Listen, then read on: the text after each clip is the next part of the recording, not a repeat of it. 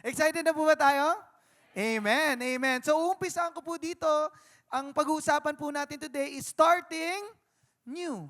Mag-uumpisa. Tayo po lahat, nag-uumpisa tayo. Tama po ba? Nag-uumpisa tayo. At uumpisahan ko po dito, dahil nag-uumpisa tayo, uumpisahan ko po dito sa statement na to. The world is constantly evolving. Naniniwala po ba kayo na nag-e-evolve ang mundong ito? Naniniwala po na nag-e-evolve po yung technology natin, nag-e-evolve yung culture natin, yung environment natin, nag-iiba. Amen po ba? Nagbabago eh. Ang tao po ba nag-e-evolve? Amen? Kayo po ba, kung sinabi yung amen, galing po ba kayo dito? Nakita niyo po ba? Ano po ba yan? Homo erectus, Homo sapien, ganyan po ba kayo dati? May mga natatawa, hindi po tayo nag-evolve. Amen po ba? Hindi, tayo po ay ginawa ni Lord. At ito na lang, baka hindi dyan sa evolution. Sino pong naabutan to? Nokia 3210 naabutan. So hindi, yung first service, ang lakas ng amen. Bakit? Alam niyo na po ang edad nila. 3210. 3210, alam niyo po yung 3210. Ano pong madalas nilalaro sa 3210? O, tinan nyo, alam nyo po, Space Impact, Snake. Ngayon po ba may naglalaro pa din nun? Wala na. Ano nang ginagamit? YouTube, Facebook, ML, wala na. Ibang-iba na po, nag-e-evolve. Amen po ba? Nag-e-evolve. Eh kung nabuhay ka ng 80s or 90s, meron po ba? Mga 80s? Meron. Meron po ba kayo nito? Ay. May mga natawa. Pag may owner daw po dati, mayaman daw ang tao pag may owner dati. Mayaman. Agree po ba kayo doon? Ngayon po, ano na ang basihan ng kayamanan pag may sasakyan ka? Ano sasakyan na yon? Sports car. Ano pa po? Hyundai, Lamborghini, Ferrari. Alam nyo po, kakulay din yan, yung bago ngayong sikat. Kakulay din yan. Ano po yon? Tesla Cybertruck. May autopilot. Ihahatid ka sa bahay mo. Gusto mo po ba yon? Di ba? Nag-e-evolve na talaga. Wala ka ng driver, ipagdadrive ka na lang. Yun ang gusto natin. Sobrang convenient. Yan ang gusto ng panahon ngayon. At pinag-uusapan po natin na nag-e-evolve. Ito po yan, people are drawn to new things and new experiences. Sino po gusto maka-experience niyan? Sino sa buhay niya gusto niya din maka-experience ng iPhone 16? Tinan mo, gusto nyo din po? Outdated na ang mga phone. iPhone 16, anong gusto nyo? Anong gusto nyo sasakyan, kapatid? Kung ano mang ang gusto mong sasakyan, naniniwala po ba kayo na pwede nyong ma-experience yun? Naniniwala po ba kayo na pwede nyo mapuntahan yung gusto nyo mapuntahan?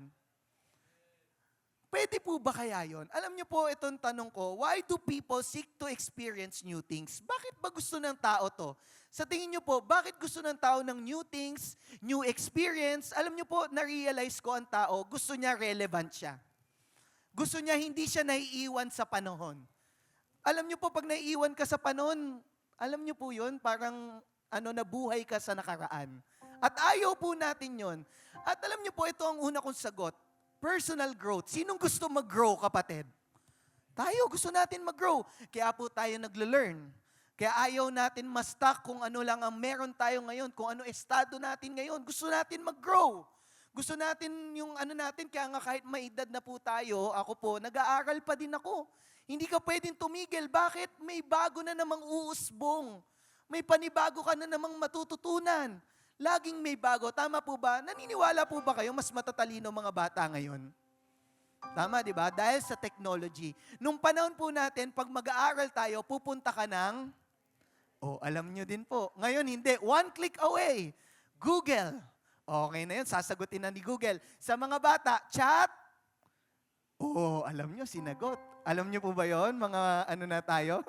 Chat GPT. Isang AI na sasagot na sa iyo. Bakit? Gusto mo mag-grow eh. Gusto mo matuto eh. Gusto mo malaman anong meron sa mundong ito. Sino po mahilig sa Korean drama? Tingnan mo. Sinong gusto pumunta ng Korea? Di ba? Gusto natin. Bakit gusto natin ma-experience yung culture nila? Gusto natin ma-experience yun. At may natututunan ka doon. At hindi lang personal growth, ano daw po yung sumunod? fresh perspective. Pag tayo daw po gusto natin mag-grow, kailangan mag-umpisa sa ano daw po? Sa isip. Alam niyo po ba, may mga nakakausap akong mayaman na tao. Alam niyo po ano yung mayaman sa kanila? Hindi lang ito. Ang mayaman sa kanila ay pag-iisip. Mayaman sila na ang naiisip nila, posibleng mangyari yung naiisip nila. At alam niyo yung fresh perspective, bakit natin pinag-uusapan to? Na-experience niyo na po ba na boring na yung buhay niyo? Ako na-experience ko na yun na parang ang boring na ng buhay. Paulit-ulit na lang. Ito na lang ba ako? Ito na lang ba ang posisyon ko? Ito na lang ba ang meron ako? Paulit-ulit.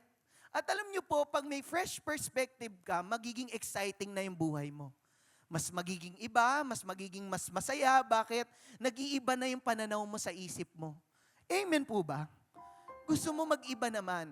At pinapakita ko po sa inyo, kapag gusto natin ng growth, kailangan magbago ang pag-iisip. At after magbago ng pag-iisip, ano ang kailangan gawin sumunod? Kailangan mo ng aksyon. Opportunity for change. Kailangan mo na magbago. Kailangan mo may gawin ka. Kaya ang tao nagpaplano, mga kapatid. Tama po ba? Ilang planner na po ang tinapon nyo? Mag-New Year na naman, mga kapatid. Ilang plano na ang natupad? Wala po. Wala po. Walang natutupad na plano. Lahat nasa ano na lang, nasa plano na lang. Alam niyo po, yun ang nakakalungkot, no? Madaming plano, hindi nagbabago. Alam niyo po, kailangan ng plano para magbago.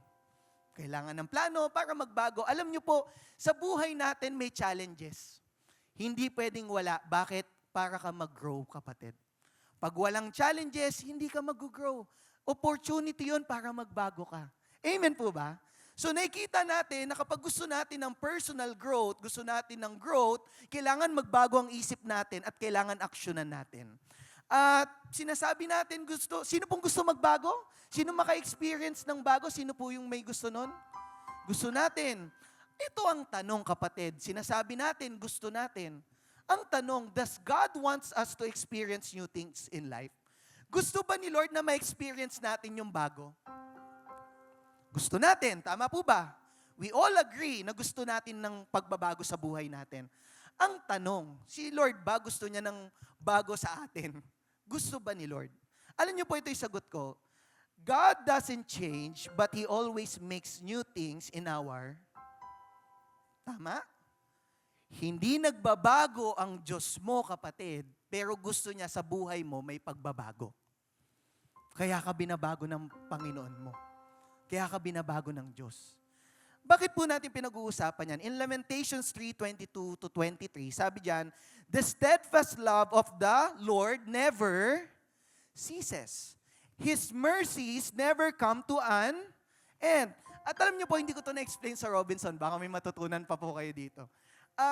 Kung iisipin natin, yung pagmamahal ni Lord, hindi natatapos. Tama po, yun yung ceases eh. Yung isa, ano sabi? End. Tama po ba? Almost same. Do you agree? Almost same. End and ceases. Same. End. Pero nung sinearch ko po yung word na cease sa dictionary, alam niyo po, saan ginagamit yung cease? Pag merong war. Ang sasabihin natin, cease, fire. Tigil natin, cease fire. At pag tinignan mo sa dictionary yung word na cease, ang sinasabi pala doon, gradually end. Gradually. Ito ang tanong ko sa inyo, sino mga nagmamahal? Taas ang kamay ng mga nagmamahal. Ayan, tinan mo may mga may asawa. Magaling ba ang asawa mo nung una kayong nagkakilala? Amen? Magaling, no? Tama. Full effort, hatid sundo, bigay yung pinaka-the best. Nung asawa mo na, ano na nangyari? Ceasefire na daw. Ceasefire na. Tigil na. Ito naiintindihan ko, kapatid. Ang pagmamahal ng tao nagbabago. Pero si Lord hindi nagbabago. Ang pagmamahal ni Lord, kapag mahal ka niya ngayong araw, bukas mahal ka pa din niya. Hindi nagbabago. At yun, dun ko siya naintindihan na, pambira si Lord, every single day mahal niya ako. Hindi nagbabago ang pagmamahal niya. At sabi doon, yung mercies ni Lord hindi natatapos. Ang ganda, no? Love and mercy. Napakaganda nung every single day, yan ang binibigay sa'yo ni Lord. Napakaganda. Alam niyo po, ito lang po naisip ko. Meron po tayong miyembro dito sa church na last week hindi siya naka-attend. Dito po sila isang pamilya, every second service. At ngayon wala po sila. Bakit? Yung isa po nating miyembro na sumasama sa atin yon, sumasama sa motorcade, sumasama sa mga gawain ng church, 24 years old lang po siya. At last week, yun lang yung araw na hindi siya umattend. Dahil ano po nangyari? Nagkaroon siya ng sakit. At 4 days later, ano po nangyari sa kanya? Nawala na. Kinuha na ni Lord. At yun po ay pinsan ng pinsan ko. Yung tao na yun. At sabi ko, pambira Lord, lagi ko sila nakikita. Tas 24 years old, hindi mo alam. Sa susunod na araw, wala na. Sana, inaano ko lang po ito hindi ko po ito sinishare para maging malungkot tayo. Pero alam ko na kay Lord na siya. Masaya siya na kay Lord siya. Pero ito lang po gusto ko ma-realize na ang buhay natin ay kay Lord lang. At hindi natin kayang dagdagan ng buhay natin. So ang pagmamahal ni Lord, kung bakit ka gising ngayon, dahil mahal ka ni Lord. O baka sabihin mo, di hindi ako mahal ni Lord, pag patay na ako. Hindi. Ang point ko lang, si Lord ang nagbibigay sa'yo ng buhay. Kaya dapat siya ang papasalamatan mo every single day. Amen po ba? Na hindi mo kayang dagdagan ng buhay mo yung sarili mo eh. Hindi mo kaya eh. Hindi natin kaya. Pero sana ma-realize natin na si Lord, tingnan nyo po, anong unang hinahanap nyo? Tuloy ko lang sabi doon, they are new every morning. Mahal ka ni Lord. May mercy si Lord sa'yo every morning. Great is tayo, unfaithful tayo. Yun ang totoo. Pero si Lord faithful siya. Sa lahat ng promise niya, sa lahat ng sinasabi niya, faithful siya. At bakit ko sinasabi yun, kapatid? Isipin niyo po, paggising niyo ng umaga, anong una niyong ginagawa? Yun ang tanong ko. Thank you, Lord. Nagdadasal? Talaga po, O meron dito ang unang bukas ng dilat niya. Titingnan niya kagad. Sinong honest doon? Pastor, di naman masama Gigising ako una yun Hindi kapatid nagiging habit mo yun. Pero ito ang maganda. Pagising mo, Lord, salamat. Nagising ako. Kasi pwede nga akong bangungutin. Alam niyo po ako, ang dami ko na experience, binabangungot ako, binubuhay na lang ako ni Lord Kasi mabuti ang Diyos, Lord, ikaw bahala sa akin. Mabuti ang Diyos. Amen po ba? Ayoko pong maging malungkot tayo. Gusto natin grateful tayo sa Diyos dahil sa pagmamahal niya. Tuloy ko lang po, He wants you to experience new things in your life. Maniwala ka, kapatid. Gusto niya na ma-experience mo yan. Ayaw ni Lord na magstay ka na lang dyan. Gusto ni Lord umasenso ka. Hindi po to prosperity gospel Hindi po. Sinasabi ko sa'yo. Pero ang totoo, kaya kang i-bless ni Lord. Naniniwala ako sa Bible na totoo, kaya ka i-bless ni Lord.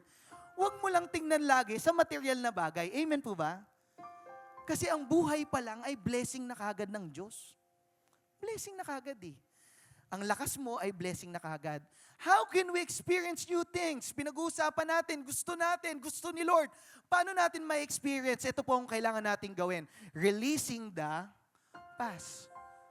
Gusto natin i-release yung past. Yung kalimutan na natin yung nakaraan. Bakit, Pastor? Let me read to you Isaiah 43 verse 18. Sabi doon, forget the former things.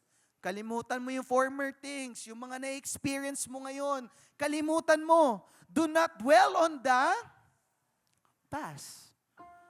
Huwag kang mag-dwell sa past. Bibigyan ko muna po kayo ng context about this. Nung ang Israelites po nawala sa hometown nila, at napunta po sila sa Babylon. At nung napunta po sila sa Babylon, naging slave sila. Naging prisoner sila. Hindi naging maganda ang buhay nila. In short, hindi na naging maganda buhay nila. So, nung tinitingnan nila, binabalikan nila yung past nila, ano yung nakikita nila? Mas maganda doon Mas maganda yung buhay namin doon kaysa ngayon. At nakita ni Lord to, na disheartened sila. Ay, pambihira, malungkot ang mga tao ko. Kailangan ko silang tulungan. At ano sabi ni Lord? Forget the former things. Kung ano man ang sitwasyon mo ngayon, kapos ka man, may sakit ka man, kalimutan mo muna yun. Kalimutan mo, kapatid. Do not dwell on dati magaling ako, ngayon may sakit na ako. Kapatid, kalimutan mo muna yan. Amen po ba? Bibigyan kitang sagot, kalimutan mo muna yan. Alam niyo po, pag nagdudwell tayo masyado sa past, hindi tayo makakapag-move forward. Hindi tayo makakapag-move forward. Alam niyo po, kakatingin natin sa past, ito ang reality, we can't go back to the past. Totoo naman. Wala namang makakabalik. Sino po dito may kaya mag-time travel? Wala. Ano yung sumunod? We cannot see hindi na ako pwedeng bumalik sa past, hindi ko pa makita yung future. And magiging honest tayo, hindi naman taga natin makikita yung future. Hindi natin makikita. Pastor, ano bang ine-explain mo dito? Kapatid, ito ang tao. Mas madali sa tao tumingin sa past kasi na-experience na niya yon. Kaysa makita niya yung future niya. Mas nakatingin siya sa past. Let me illustrate this. Sino po may sasakyan? Sino po may sasakyan? Ano po yan? Salamin. Saan po ginagamit yung salamin na yan? Rear view mirror. Pag sinabing rear view, tinitingnan mo yung likod mo. Kung baka may bumangga sa'yo, baka may mag-overtake sa'yo, baka may biglang gumilid sa'yo, tinitingnan mo sa likod. Ito ang tanong ko po sa inyo. Pwede ka bang pumunta sa destinasyon mo na nakatingin ka sa rear view mirror mo? Mga nagdadrive, sa mga sumasakay ng nagko-commute. Sa tingin nyo po ba na ang tao makakapunta sa destinasyon kung yung bus driver nyo nakatingin sa likod? Napaka-imposible. Ano pong pwede mangyari? Aksidente. Mapapahamak ka. Hindi pwede. Tama po ba? So, ito ang point. Ito ang point ko po dito. Alam nyo po, pwedeng tumingin sa likod. Katulad sa mga nagdadrive. Pwede ka tumingin sa likod. Pero hindi ka pwede mag-dwell dyan. Titingnan mo lang yan para makita mo kung nasaan ka na. Kung saan ka na dinala ni Lord. Alam niyo po, baka kakaisip natin na wala tayong progress. Pag tinignan na natin yung sarili natin dati at ngayon, baka ang laki na ng in-upgrade. O ang laki na ng ni-level up mo. Hindi mo lang napapansin. Tama po ba? Kasi masyado ka nakadwell sa past. At pinag-uusapan natin yung past, alam niyo po, tinignan ko siya sa dictionary, sabi diyan, gone by in time. Tinapos na ng panahon. Tinapos na ng panahon. And no longer, ito po yung in-highlight ko, no longer existing. Nabubuhay ka sa buhay na yon na hindi na nag-e-exist. Wala na. Tapos na. Hindi ka makakapag-move on kapag nabubuhay ka sa hindi na nag-i-exist, kapatid. Wala na. Sino po nakarinig na nito? Nabubuhay sa nakaraan. Tingnan niyo po ito ang magandang example dyan. Sino nagsasabi mas mura ang bilihin dati kaysa ngayon? Mas mura bilihin. Tama po ba? Sino magsasabi? Mga may matatanda na. Sino nagsasabing mas mababait ang bata noon kaysa ngayon? Amen. Tingnan mo, lakas talaga. Nag-evolve, nag-iiba. Tama po ba? Nag-iiba. Yun ang totoo Hindi tayo pwede mabuhay sa nakaraan. Kailangan natin ayusin, sumabay. Yun ang kailangan Ano pa yung sumunod? Bilanggo ng nakaraan. Sino po dito may mga ex at gusto mo pambalikan? Ay, wala po. Sige, thank you. Buti, huwag niyo nang balikan. Hindi ka pinili, wag mo nang balikan. Tama po ba? Hindi ka pinili. Tapos pipiliin mo pa din? Tama na. Move on, kapatid. At hindi lang yan, sino dito may mga nakakaaway? Aminin. Mga nakakaaway. Kapatid, sinaktan ka ng 2023. 2024 na, gusto mo pa din gumante? Hindi na pwede, kapatid. Kailangan mo na, hindi ka dapat mabilanggo dyan. Kailangan mo na mag-move on. Kailangan mo nang ilipat yung sarili mo sa mas better. Ibahin mo na. Hindi ka mag-grow dyan. Bakit po? Tingnan niyo po si Paul. Si Paul po, kilala si Paul dati na isang pumapatay ng, Christian. Si Paul, si Apostle Paul. Pumapatay siya ng Christian. At ang past niya ay pangit. Pangit yung past niya eh. Pero si Paul, hindi siya nagdadwell sa past niya. Doon na siya nagdadwell kung ano yung binigay sa kanya ni Lord. Tingnan niyo po sabi dito, brothers and sisters, I know that I have not yet reached the goal. But there is one thing I always do. Pero ito ang lagi kong ginagawa. Nakikita ni Paul, dati siya, pwede niya sabihin, hindi ako worthy. Pumapatay ako ng Kristiyano. Baka ganun ka din, kapatid. Hindi ako worthy, makasalanan ako.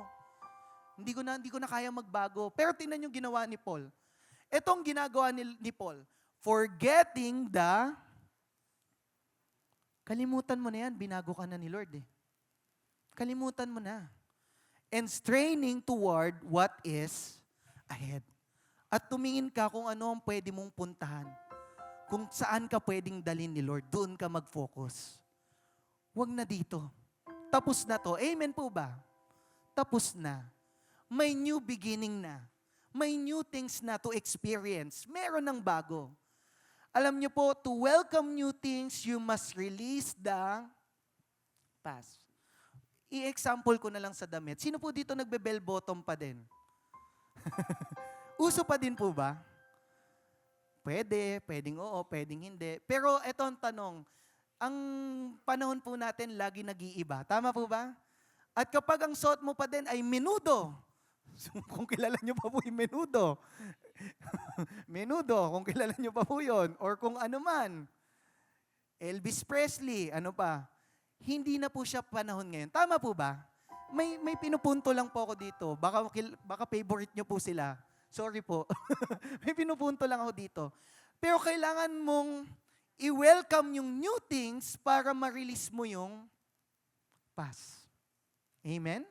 At bakit po, dwelling in the past will rob you of your future. Kakaisip mo dyan sa past, wala na, i-rob na niyan yung future nyo. Bakit? Bibigyan ko po kayo example. Sila Moses po ay pumunta ng desert. Dahil ano sabi ni Lord sa kanila, I will bring you to a good land, flowing with milk and honey. Tingnan nyo saan dadalhin ni Lord. Maganda yung promise ni Lord. Amen po ba? Maganda. Sa tingin ko, sa lahat sa atin, may promise si Lord na maganda. Pero ilang years po naglakad sa wilderness or sa desert ang Israelites? Isipin nyo po, ilan? 40 years. 40 years. Nilalakad nila yung desert. Pambihira, may problema. Ano pong problema ng Israelites nung panahon na yun? Unfaithful sila kay Lord. Bakit unfaithful? Gusto ni Lord na alisin sila sa slavery. Gusto ni Lord na magkaroon sila ng new things, new experiences. Gusto ni Lord dalhin sila doon. Pero anong ginawa ng mga Israelites? Naging mareklamo. Alam niyo po, sabi mo sa katabi mo, huwag kang reklamador. Huwag kang reklamador. Pastor naman Huwag kang reklamador, kapatid. Alam niyo po, yung maliit na pagreklamo, mapapahamak ka na. Tingnan niyo po nangyari sa Israelites. 40 years. Paulit-ulit sila. Walang pagkain dito. Mana, pugo lang ang paulit-ulit kinakain. Paulit-ulit. Buti pa sa Egypt. Kahit slave kami doon, may pagkain doon. Buti pa. Lagi na lang buti pa. Isipin niyo po yung 40 years. Alam niyo po ilang days lang para pumunta doon sa promised land? Ilan days lang po sa tingin niyo? 11 days. Would you imagine that?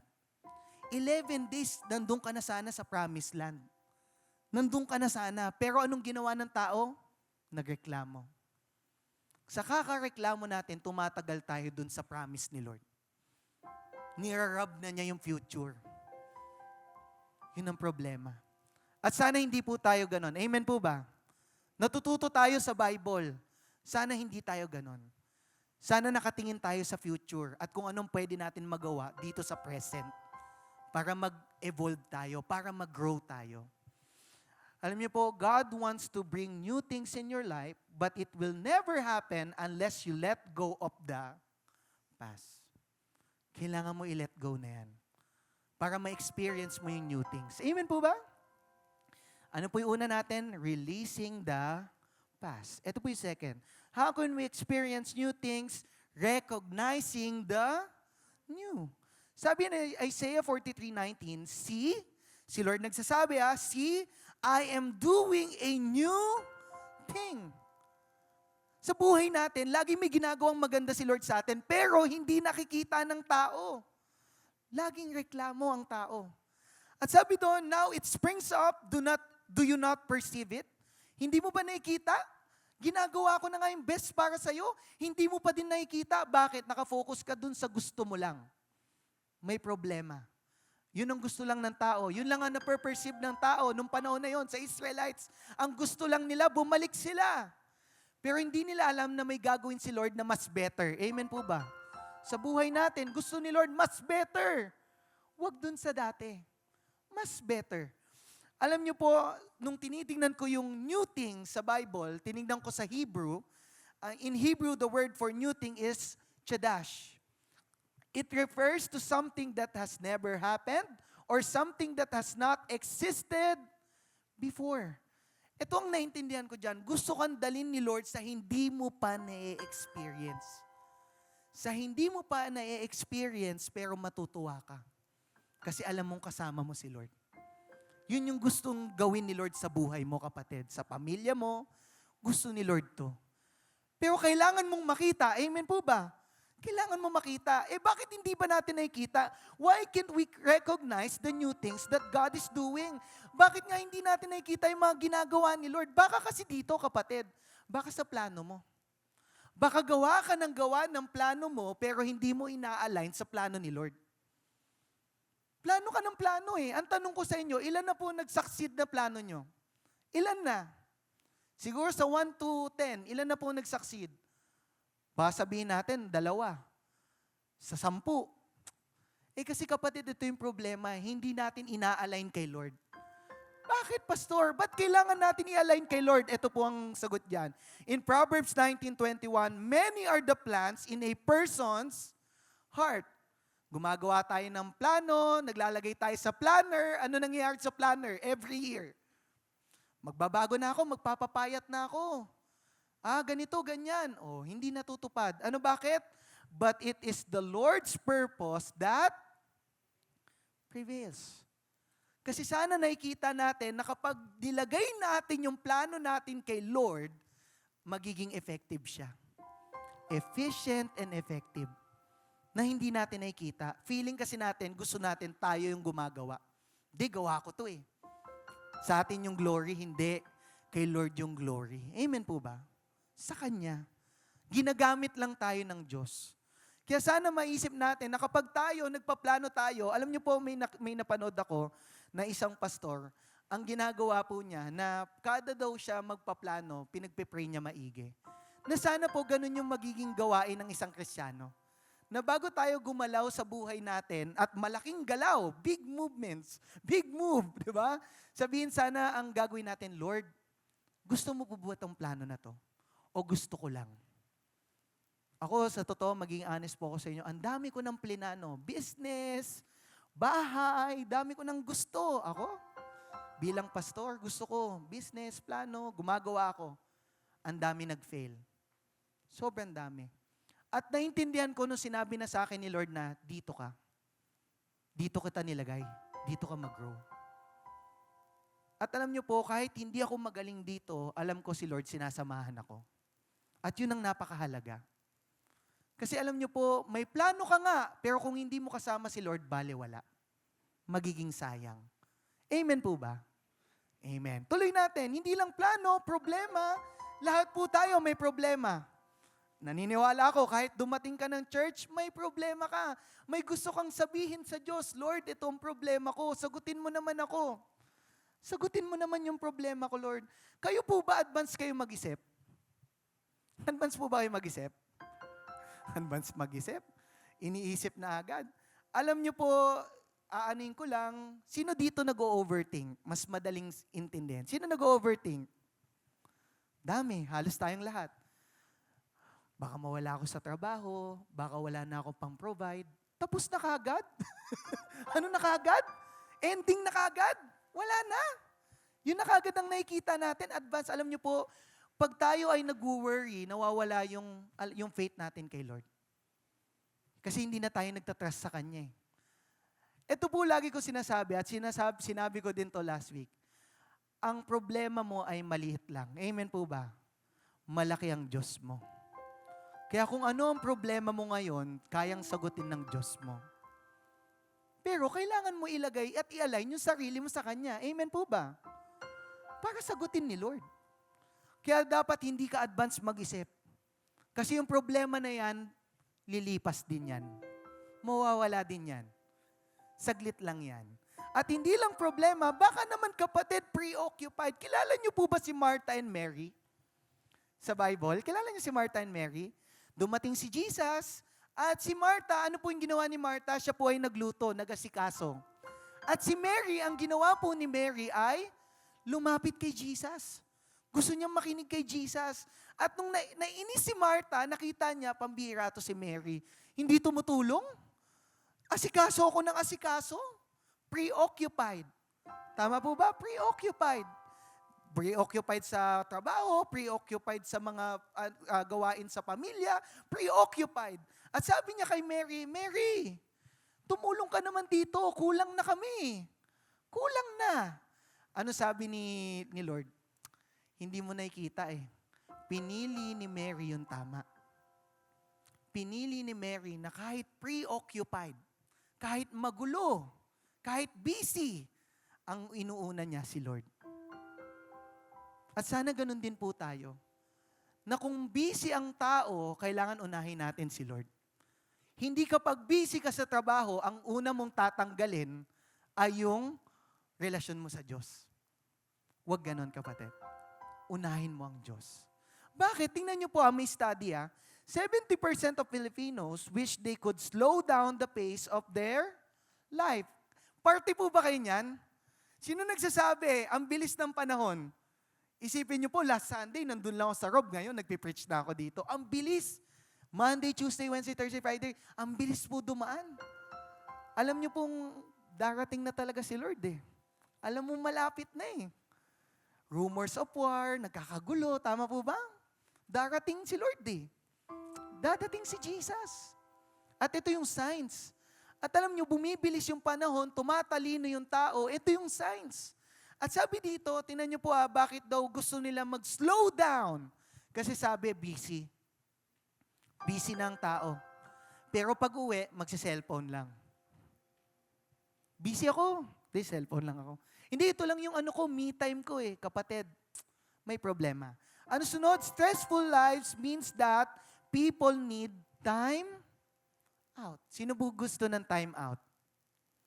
Sino gusto ng time out sa problema mo? Sinong gusto ng time out sa sakit mo? Mahanap mo yan kay Lord. Yung time out na yan. Huwag naman yung time out na kay Lord, Huwag naman pong gano'n na, time out na. O sige, punta na kay Lord. Huwag gano'n Makikita mo yung presence ni Lord, makakasama mo siya. Yun yung kailangan mong time out. Yung presensya ng Panginoon sa buhay mo. Alam niyo po, believing begins in perceiving. We walk by faith, not by sight. Yun ang sinasabi natin sa faith natin. Pero hindi po yan connected doon inaano ko lang po sa inyo na kailangan mo makita na may ginagawa si Lord sa iyo para maniwala ka. Kailangan mo makita. Kailangan mo hanapin sa buhay mo. Kasi sa tingin ko, kapatid, sa anumang sulok ng buhay mo, may ginagawa si Lord. Kahit hindi mo nakikita. Kahit hindi mo nakikita, kahit hindi mo naririnig, may ginagawa si Lord sa buhay mo. At yun ang paniwalaan mo. At dito po ako magtatapos, how can we experience new things? Sabi po natin doon, releasing the past. Ano po yung sumunod?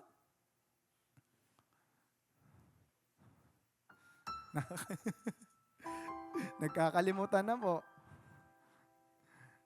Recognizing. At ano po yung sumunod? Ito na yung sumunod. Rely on God to open new pathways. Tingnan niyo po itong verse na to. Sobrang dami ko nang naturo sa 2 verse lang. Gabi ka powerful ng salita ni Lord. Tingnan niyo po in Isaiah 43:19. 2 verse lang pinag-usapan natin. I am making a way in the I am making a way in the wilderness and streams in the wasteland. Kung ano man ang experience mo ngayon, kung ano man ang sitwasyon mo ngayon, kapatid, may gagawin si Lord at gagawa siya ng way kung imposible, kapatid. Gagawa si Lord. Bakit? Bakit natin sinasabi? Tingnan niyo po yung wilderness. The wilderness lacks direction. Kapag nasa jungle ka, nasa wilderness ka, hindi mo alam kung ano yung direction. Kasi bakit? Ang tataas ng puno, hindi mo alam saan ka dadaan, walang road, walang direction. Making it easy to get lost at alam niyo sa buhay natin ganun din. Kapag wala si Lord, lost ka. Pag wala si Jesus sa buhay mo, walang direksyon ng buhay mo. Kahit sabihin mong yumaman ka, kahit tumaas ang posisyon mo, kahit anumang ma-achieve mo sa buhay mo, kapag wala ang Diyos sa buhay mo, walang direksyon, kapatid. Maniwala ka. Walang direksyon kapag wala ang Diyos sa buhay mo. At hindi lang wilderness, a desert is a place with no life, no energy, or nourishment. Hindi ka mag-grow dyan, kapatid. Hindi ka mag-grow. Na-experience nyo na po. Alam niyo po, God can make the useless useful. Ayoko gamitin yung word na to eh. Pero sana hindi po tayo yung una. Tama po ba? At tayo yung nasa dulo. Sana tayo yung useful. Pero kung useless man, sorry for the word, kung useless man, pwede tayong gawin ni Lord useful. Na-experience nyo na po ba to na dumadaan kayo? Lahat ng tao makakadaan nito. Tapos ano po yan? Dead end. Lalakad ka, akala mo ito yung right way. Akala mo dito ka magiging masaya. Akala mo magiging maayos ang buhay mo. Pero sa dulo ng lahat ay dead end. Dead end. Wala na palang kasunod. Tapos na. Wala nang direksyon. Na-experience nyo na po ba yan? O papadaliin ko na lang po sa inyo. Nasabi nyo na po ba to? Wala nang magandang nangyayari sa buhay ko. Nasabi nyo na po ba yan? Honestly, nasasabi natin, wala nang magandang nangyayari sa buhay ko. Paulit-ulit na lang. Ano masasabi ko? Dead end. Wala nang magandang nangyayari. Paulit-ulit na lang.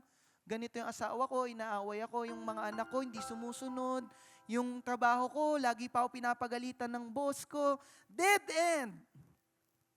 Dead end. Wala nang kasunod. Nagbi-business ako, hindi naman nag-grow. Dead end. Wala nang kasunod. O baka nasabi mo na to, wala nang solusyon sa ginawa mo na lahat ng way mo, sasagutin mo kasi may kailangan kang gawin, may kailangan kang bayaran, at sa dulo nun, sasabihin mo, wala nang solusyon. I give up. I surrender. Dead end. Tama po ba? Dead end. O baka naman ito, wala nang lunas sa sakit kong to. Wala nang lunas sa sakit ko eh. Dead end.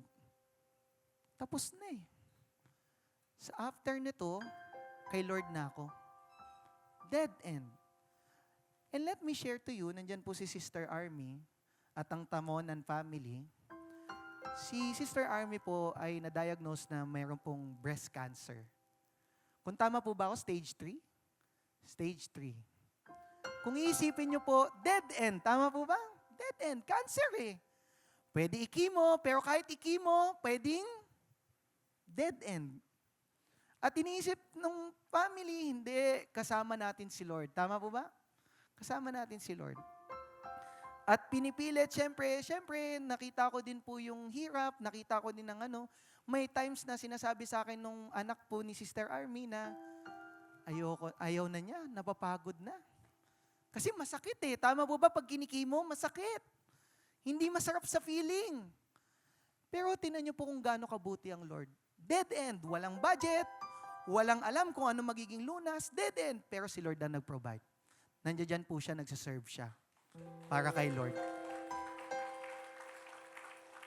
Kasi anong sinasabi ko po sa inyo ngayon, kapatid, kung ano man ang sitwasyon mo, kung ano man ang problema mo, kung ano man ang plano mo sa buhay, kapag nakaka-experience ka na ng dead end, ito masasabi ko, God can make a way. Kaya ni Lord gumawa ng way. Sa imposible, pwede maging posible. pero kailangan mong mag-trust sa Kanya. Katulad ng Israelites, sinasabihan na sila eh. Maniwala ka. Forget the former things. Do not dwell on the past. Huwag ka na doon, kapatid. Mag-focus ka sa Kanya. Amen po ba? Para ma-experience mo yung new things, kailangan mag-focus ka kay Lord at mag-move forward. Amen? Can we all bow down our heads? Lord, thank you, Lord, for this day, Lord. Binigyan mo kami ng buhay, binigyan niyo po kami ng lakas. And Lord, we cannot add sa buhay namin, hindi namin kaya mag-add, hindi namin kaya magbawas. Lord, Ikaw lang ang nagbibigay ng lahat, Panginoon. Kaya itong buhay namin, inaalay namin to sa iyo, Panginoon. Lord, lagi niyo po kaming samahan, anoint us, protect us, Panginoon. Bigyan mo po kami ng strength, Panginoon, dahil sa mundong ito, Lord, magulo ang mundong ito. We need your presence, God. Kailangan ka namin kami, Panginoon, sarili. Kailangan ka namin sa pamilya namin, Panginoon. Gumalaw ka sa buhay namin, Panginoon. At Lord, kung merong mang dead end kaming na-experience, God, you can make a way, Lord. Kaya mong gumawa ng daan, Panginoon. Naniniwala kami, Panginoon. Kung merong mang may sakit, Panginoon, kaya mong pagilingin. Kung meron mang may problema, kaya mong sagutin, Panginoon. Naniniwala kami, Lord. Kung meron mang may business na nahihirapan, Lord, mag-grow to. Ikaw ang tutulong. Magbibigay ka ng wisdom sa amin, Panginoon. At naniniwala kami, Lord, magiging fruitful ang buhay namin. Gusto namin, Lord, kasama ka namin lagi sa lahat ng plano namin, Panginoon. Kaya, Lord, inaalay namin ang lahat sa iyo. At lahat at buhay namin sa iyo lamang, Panginoon. Lord, malugod ka, mahal ka namin. Sa ngalan ng Ama, ng Anak, at ng Diyos Espiritu Santo. Amen.